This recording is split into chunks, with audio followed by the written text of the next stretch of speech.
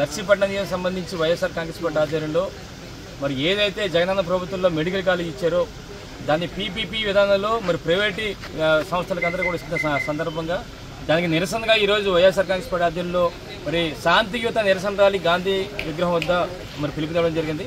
మరి అందులో భాగంగా మేమందరం కూడా శాంతియుత ర్యాలీ చేయడానికి, శాంతియుతంగా నిరసన తెలపడానికి మా తాలూకా ఉద్దేశాన్ని ఈరోజు అసెంబ్లీ సమావేశాలు ప్రారంభించిన సందర్భంగా మా ప్రాంతంలో ఉన్న మరి ఏదైతే పేదలు ఉన్నారో మరి వాళ్ళందరూ కూడా న్యాయం చేయాలనే ఉద్దేశం మీద ఒక శాంతియుత నిరసన చేపట్టాం.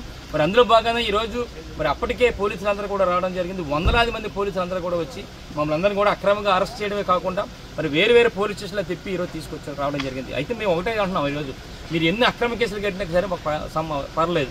కాబట్టి మీ కోరేది ఏంటంటే ఈరోజు మా ప్రాంతంలో ఉన్న మెడికల్ కాలేజ్ ఏదైతే ఉందో ప్రైవేటు పరంగా చేయడం వల్ల మా ప్రాంతంలో ఉన్న చాలామంది వేలాది మంది కేవలం నర్సీపట్నం నియోజకవర్గానికి సంబంధించిందే కాదు, ఇది చూస్తే మరి పాడేరు నియోజకవర్గానికి సంబంధించి 3 మండలాలు, ఇక్కడ పాయిగ్రాబాద్ నియోజకవర్గానికి సంబంధించి, అలాగే చోడవరం నియోజకవర్గానికి సంబంధించి ఎంతోమంది వేలాది మంది అందరూ కూడా ఉచితంగా వైద్యం అందించే కార్యక్రమం చేస్తున్న సందర్భంలో ఈరోజు ప్రైవేటు వ్యక్తులకు అప్పచెప్పి మరి ఈ ప్రైవేటు ఏదైతే కార్పొరేట్ హాస్పిటల్ వైజాగ్లో ఉందో ఆ విధంగా మరి వసూలు చేసి ఈరోజు వ్యాపారం చేసే కార్యక్రమం చేస్తున్నారు కనుక దీనికి నిరసనగా మేమందరం కూడా మరి ఎట్టి బస్సులు కూడా ప్రభుత్వ పరంగా ఏదైతే జగనన్న ప్రభుత్వంలో ప్రభుత్వ మెడికల్ కాలేజ్ శాంక్షన్ చేశారో దాన్ని కొనసాగించాలని చెప్పి మేము నిరసన ఇది మేము ఇప్పటికీ కూడా డిమాండ్ చేస్తున్నాం. ఈ ప్రభుత్వాన్ని ఇప్పటికైనా సరే ఏదైతే మీరు నిర్ణయం తీసుకున్నా నిర్ణయాన్ని వెనక్కి తీసుకోండి, లేని పక్షంలో రేపు రాబోయే రోజులు కూడా మరింత ఆందోళన కార్యక్రమం చేస్తాం.